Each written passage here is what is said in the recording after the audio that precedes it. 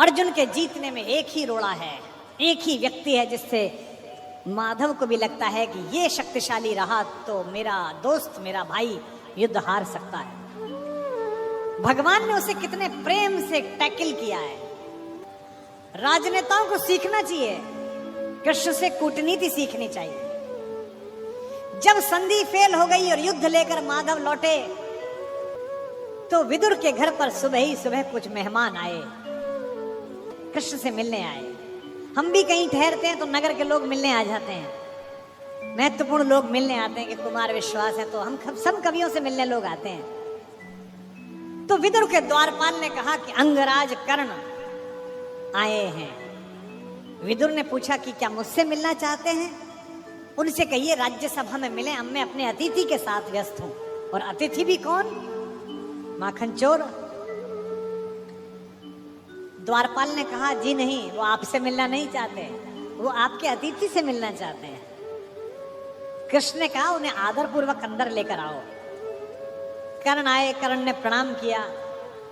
युद्ध में दुर्योधन की पराजय हुई हो चाहे कुछ भी हुई हो, महाभारत के जिन चरित्रों में से एक चरित्र पर मैं अंदर तक फिदा हूं, उनमें से एक कर्ण भी है। क्या योद्धा है, क्या अद्भुत।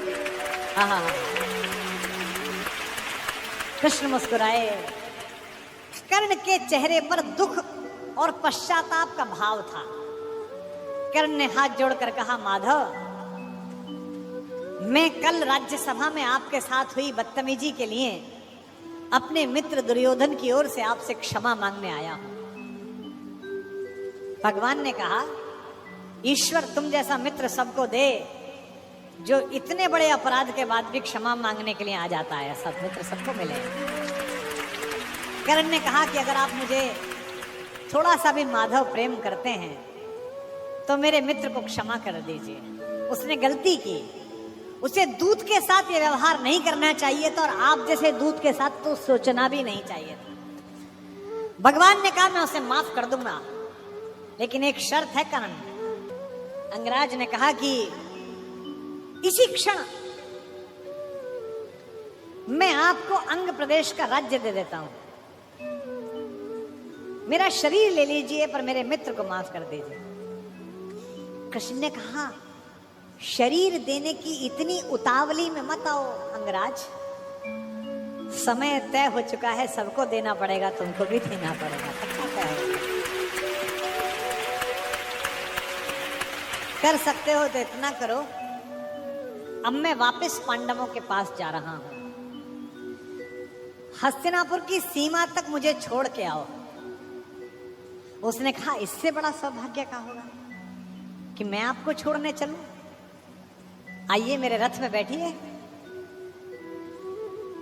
कृष्ण ने कहा कि ठीक है, मैं तुम्हारे रथ में बैठ जाता हूं। आपकी कार में कोई बहुत बड़ा आदमी बैठने लगे तो कभी भी ड्राइवर से गाड़ी मत चलवाना। ड्राइवर से कहना तू नीचे उतर, सवार बहुत बड़ा है, अब ड्राइव मैं करूंगा, गाड़ी खुद चलाना सवार। कर्ण ने अपने चालक से कहा कि नीचे उतर, इस रथ पर त्रैलोक्य का स्वामी बैठने वाला है, ड्राइव मैं करूंगा। और कर्ण तो ड्राइवर का ही लड़का है, सूत पुत्र है, उसको तो आता ही है रथ चलाना, रथ चालक का बेटा है। कर्ण रथ चलाने लगा। भगवान पीछे से उतरकर कर्ण के पास आकर बैठ गए और थोड़ी देर बाद उसका रथ छोड़कर उसे अपने रथ पर बिठा लिया। वहां भी वही रथ चलाने लगा। अब भगवान ने उससे बातचीत शुरू की। देखिए कितने बड़े कूटनीतिज्ञ हैं ये कन्हैया, दिखते भोले हैं लेकिन परम चालू। इनको पता था कि एक ये आदमी है जो फजीता करेगा, इसका मनोबल तोड़ो। पहली बार कर्ण को यह पता चला जो भेद उन्होंने बताया। हरि बड़े प्रेम से कर धर कर ले चढ़े उसे अपने रथ पर। रथ चला परस्पर बात चली, शमदम की टेढ़ी घात चली। शीतल हो हरि ने कहा हाय, अब शेष नहीं कोई उपाय। कर्ण अब कुछ बचा नहीं, हो विवश हमें धनु धरना है। अब तो हमें यह धनुष उठाना पड़ेगा, क्षत्रिय समूह को मरना है। मैंने कितना कुछ कहा नहीं, विषबाण कहां तक सहा नहीं, पर दुर्योधन मतवाला है, कुछ नहीं समझने वाला है। चाहिए उसे बस रण केवल, सारी धरती कि मरण केवल। ये जो अहंकार है कि मैं कुछ नहीं दूंगा, क्या बोला दुर्योधन 5 गांव माने पे? सूच्यग्रम नैव दास्यामि बुना युद्धे न केशव। हे केशव, तुम 5 गांव मांगते हो, मैं सुई की नोक के बराबर भी जमीन नहीं दूंगा। हे वीर तुम ही बोलो अकाम। बिना पार्शल हुए बोलना। कर्ण से पूछ रहे हैं, क्या वस्तु बड़ी थी 5 ग्राम? 5 ग्राम ही तो मांगे थे, वह भी कौरव को भारी है, मत गई मूड की मारी है। दुर्योधन को बोधू कैसे, इस रण को अवरोधू कैसे? सोचो क्या दृश्य विकट होगा रण में जब काल प्रकट होगा।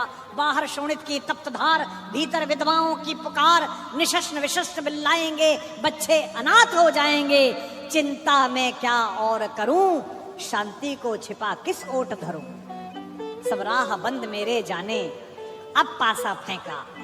पहले तो माहौल बनाया कि तुम सब मरोगे बेटा, तू भी मरेगा और तेरा यार भी।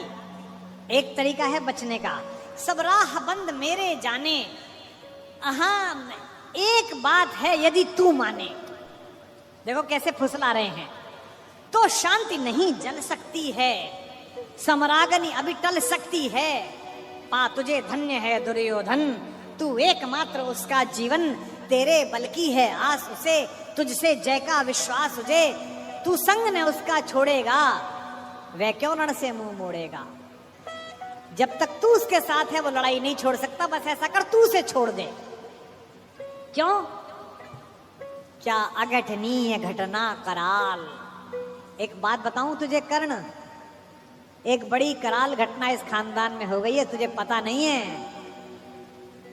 तू प्रता कुक्षिका, प्रथा मतलब कुंती, तू कुंती कोख का प्रथम लाल। तू कुंती का पहला बेटा है। ये पहली बार कर्ण को स्वयं भगवान श्री कृष्ण ने बताया है, सबसे पहली बार। अच्छा, ये बात पहले भी बता सकते थे कभी, कर्ण तो रोज मिलता था। जब 14 साल का वनवास था तब बता देते, नहीं। अगर तुरुप का इक्का आ जाए तो शुरू में मत फेंको, बचा के रखो, फाइनल टेबल पे काम आएगा। अब कर्ण को बता रहे हैं कि तू तो कुंती का लड़का है, पनसूत अनादर सहता है, कौरव के दल में रहता है, किस्मत के फेरे में पड़कर का प्रेम सदा बसा दुश्मन के घर, निज बंध मानता है, पर को कहता है शत्रु सहोदर को। पर इसमें दोष न तेरा है, तेरा कोई दोष नहीं है। अब कहा मान इतना मेरा, अब इतनी मान, चल होकर संग अभी मेरे, जहां 5 भ्राता तेरे। कहते हैं एक काम कर, अब मेरे रथ पे से उतरी मत, अब मैं हाँक रहा हूं और सीधा वहीं जाकर रुकेगा जहां तेरे 5 भाई हैं। जिसको जिंदगी में किसी ने भाई नहीं कहा, जो माँ की एक पुकार के लिए जीवन भर तरसा है, उसको जिंदगी का सबसे बड़ा प्रलोभन दे रहा है हमारा कान्हा। क्या कह रहा है? बिछुड़े भाई मिल जाएंगे, सब मिलकर मोद मनाएंगे। कुंती का त्यू ही परम तने ज्येष्ठ, बल बुद्धिशील में परम श्रेष्ठ। और क्या करेगा? पद त्राण भीम पहनाएगा, भीम तेरे को चप्पल पहनाएगा। कैसे कैसे लालच है, कैबिनेट मिलेगी,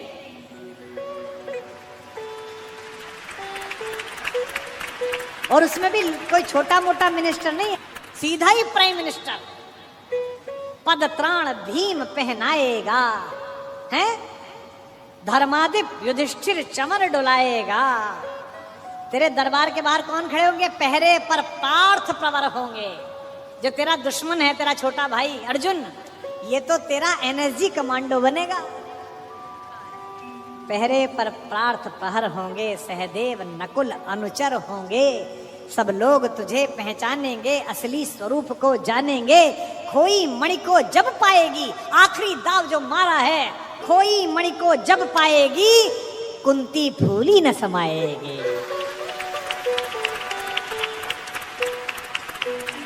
क्या लालच है, क्या लालच है। आहा हा हा। कुरुराज स्वयं झुक जाएगा, संसार बड़े सुख में होगा। कोई न कहीं दुख में होगा। सब गीत खुशी के गाएंगे, तेरा सौभाग्य मनाएंगे। और आखिरी में ऐसी बात कहता है, और कौन दुनिया को जो देता है वो भीख मांग रहा है। मेरे कन्हैया को पृथ्वी की आग टालने के लिए भीख मांगनी पड़ी। कुरुराज समर्पण करता हूं, पूरा राज्य कुरुराज समर्पण करता हूं, साम्राज्य समर्पण करता हूं, यश मुकुट मान सिंहासन ले, बस एक भीख मुझको दे दे। कौरव का तज रण शोक सखे, भूखा भावी हर शोक सखे। ये तो कन्हैया हैं जो इतनी स्ट्रेटेजी अपनाते हैं। किस लिए? देखो, ये बड़ा गहरा गणित है, इसको समझो। इस दाव को चलने में कृष्ण का कोई नुकसान नहीं है। अगर कर्ण इधर आ जाता तो महाभारत समाप्त हो जाती। और एक ऐसा योद्धा जो सुबह दोपहर शाम इसी बात की कसम खाता था कि अर्जुन को मारना है, इन पांडवों को मारना है, इसके कलेजे में ये बात डाल दो कि ये तेरे भाई हैं, तो जब युद्ध लड़ेगा तो थोड़ा तो हाथ कांपेगा, थोड़ा तो दिल के अंदर कुछ धुक धुक पैदा होगी। शत्रु की मानसिकता को कमजोर करना, शत्रु की मानसिकता पर प्रहार करना, ये काम है। लेकिन कृष्ण की इस कथा में थोड़ा स्मरण कर्ण का भी कर लो कि उस जैसा कोई आदमी भी पैदा नहीं हुआ जो इतनी सारी चीजों को ठुकरा दे और खुल के कह दे, ए ऋणी कर्ण का रोम रोम, जानते सत्य यह सूर्य सोम, तन मन दुर्योधन का है, यह जीवन दुर्योधन का है। और दो पंक्ति जो कही है कर्ण ने, मैं उसकी दृढ़ता को और उसके समर्पण को प्रणाम करता हूं। सुरपुर से भी मुख मोड़ूंगा, केशव मैं उसे न छोड़ूंगा।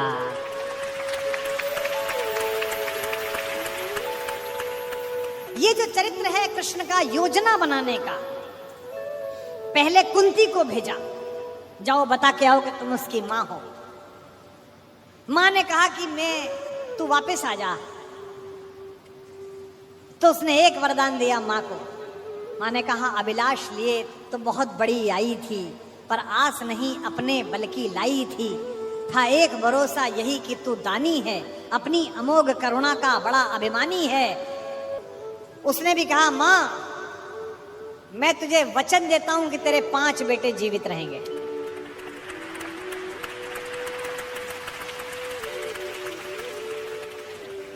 इसका मतलब है कि कर्ण ने कहा कि युद्ध के बाद 5 बेटे जीवित रहेंगे। अर्जुन के अलावा किसी पर हथियार नहीं उठाऊंगा। अर्जुन मिलेगा तो छोड़ूंगा नहीं।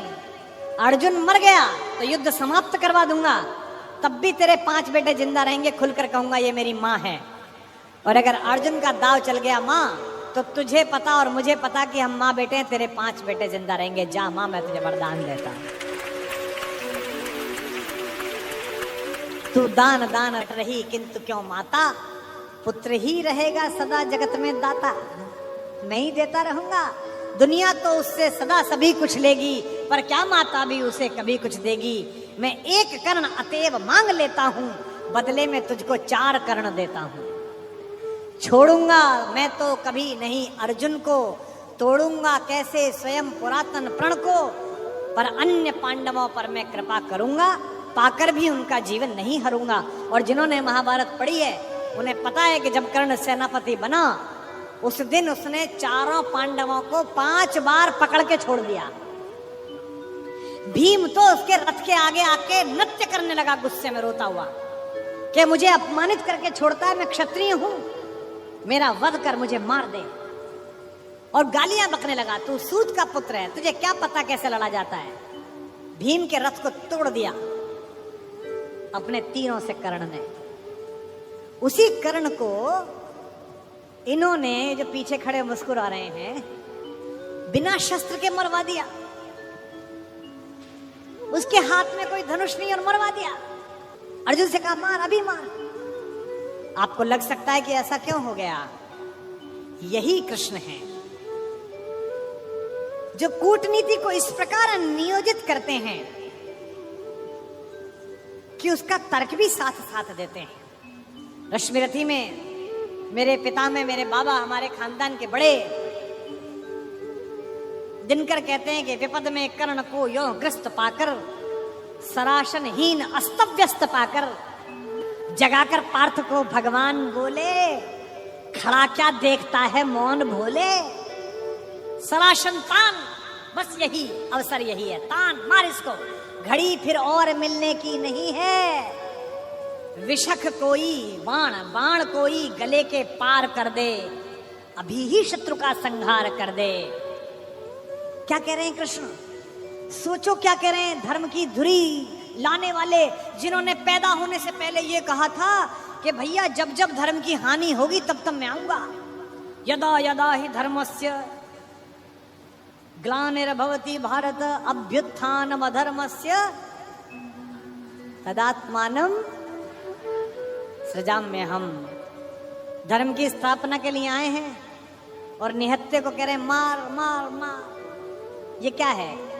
ये अधर्म है कि धर्म है? अब मैं तर्क दे रहा हूं कृष्ण की ओर से, जो कृष्ण ने उस समय तर्क दिए होंगे। कहते हैं श्रवण कर विश्व गुरु की देशना यह, विजय के हेतु आतुर ऐशना यह। सहम उठा जरा कुछ पार्थ कामन, विनय में ही मगर बोला अकिंचन। नरोचित किंतु क्या यह कर्म होगा, मलिन इससे नहीं क्या धर्म होगा। हंसे केशव वृथा हट ठानता है, अभी तू धर्म को क्या जानता है। कहूं जो पाल उसको धर्म है ये, मैं जो कह रहा हूं वो कर। हनन कर शत्रु का सत्कर्म है ये। क्रिया को छोड़ चिंतन में फंसेगा, उलटकर काल तुझको ही घसेगा। ये जो हमको सिखाते हैं कि हम दूसरे की सीमाओं का अतिक्रमण करके घर में जाके ना मार के आए, इनको पूछो कि जिस समय हिंदुस्तान के चौराहों पर बम फटते थे, इनको पूछो कि जम्मू कश्मीर में जाते हुए हमारे सीआरपीएफ के जवानों के मुंह पर मतदान के समय जाते हुए ये लफंगे चांटे मारते थे। इनको पूछो कि पड़ोसी के भीख मिले हथियारों से हिंदुस्तान की माँ बेटियों को आतंकित करने वाले और केसर की क्यारी में बारूद भरने वालों को सीमा के अंदर पार घुस के मारा जाए कि न मारा जाए। देश का एक एक बच्चा कहेगा कि मारा जाए।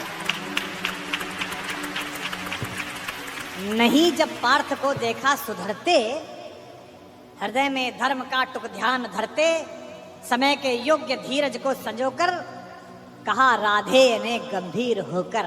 अब कर्ण बोला, हर पापी, हर अनाचारी, हर दुष्ट जिसने दुष्टता में साथ दिया है वो ज्ञान देने लगता है। भूल गया अर्जुन के कौन ज्ञान दे रहा है। अर्जुन के अंदर भक्ति, मनुष्यता, भावना सब पैदा हो गई। नरोचित धर्म का कुछ काम तो लो, बहुत खेले जरा विश्राम तो लो। फंसे रथ चक्र को जब तक निकालूं, धनुष धारण करूं, प्रहरण संभालूं। रुको तब तक चलाना बाण फिर तुम, हरण करना कर सको यदि प्राण तुम। नहीं अर्जुन शरण में मांगता हूं, समर्थित धर्म से रण मांगता हूं। कर्ण कहता है कि धर्म से युद्ध करो। कृष्ण मुस्कुराए कि बेटा अब फंसा के, अब मैं तुझे धर्म समझाता हूं, है ना। उपस्थित देख हो न्यायार्थ हरि को, निहारा पार्थ ने हो खिन्न हरि को। अर्जुन का तो सॉफ्टवेयर हैंग हो गया। इसे मारूं कि ये जो कह रहा है धर्म वो पालूं। और जब सॉफ्टवेयर हैंग हो जाए तो क्या करना चाहिए? जब तुझसे ना सुलझे तेरे उलझे हुए धंधे, भगवान के इंसाफ पर सब छोड़ दे बंदे। खुद ही तेरी मुश्किल को वो आसान करेगा, जो तू नहीं कर पाया वो भगवान करेगा। उपस्थित देख यो न्यायार्थ हरि को, निहारा पार्थ ने हो खिन्न हरि को। मगर भगवान किंचित भी न डोले। अभी तक तो हंस रहे थे, मुस्कुरा रहे थे, करते मार। जैसे ही कर्ण ने धर्म बोला, भगवान के अंदर से आग निकली। कुपित हो वज्र सी यह बात बोले, प्रलापी हो उजागर धर्म वाले, बड़ी निष्ठा बड़े सत्कर्म वाले। मरा अन्याय से अभिमन्यु जिस दिन, कहां पर सो रहा था धर्म उस दिन।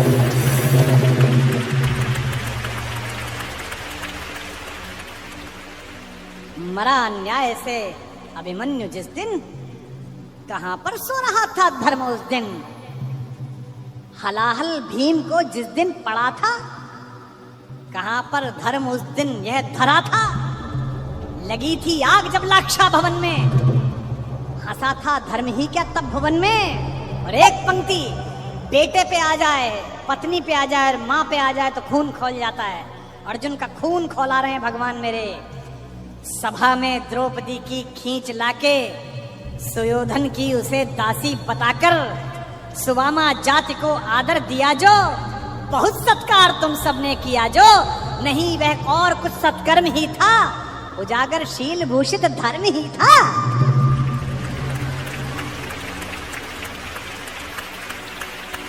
जिस दिन एक रजस्वला बेबस महिला को बाल से खींचकर तेरे दोस्त का नीच छोटा भाई लाया था, और तेरे उस तथाकथित मित्र ने अपनी जंघा पर हाथ मारा था कि यहां बैठेगी, उसी दिन तय हो गया था कि इस जंघा पर धर्म युद्ध के खिलाफ चोट पड़ेगी।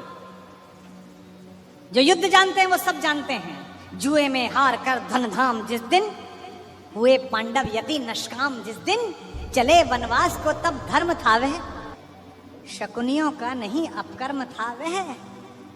और कोई अपकर्म नहीं होता। कटी से नीचे प्रहार करना अधर्म है, लेकिन दुर्योधन की जंघा तोड़ी भीम ने, कोई नहीं। ये जो रणनीतिकार कृष्ण है। खांडव दहन हुआ, आप सबको पता है, आग लग गई, आग बुझी नहीं, इंद्र से भी नहीं बुझी।